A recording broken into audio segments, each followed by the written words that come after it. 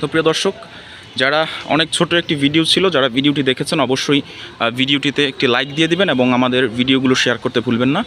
কারণ আপনারা যত বেশি আমাদের অনুপ্রাণিত করবেন তত আমরা ভিডিও বানাতে উৎসাহিত হব।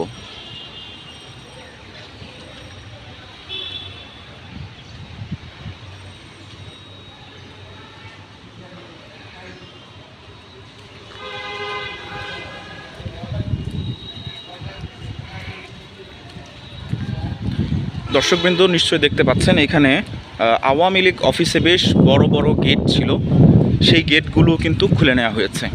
নিশ্চয়ই এটা জনগণের যে আক্রোশ, সেই আক্রোশ থেকে জনগণ খুলে নিয়েছিল। কারণ কুমিল্লার যে এমপি ছিল, সাবেক এমপি বাহারুদ্দিন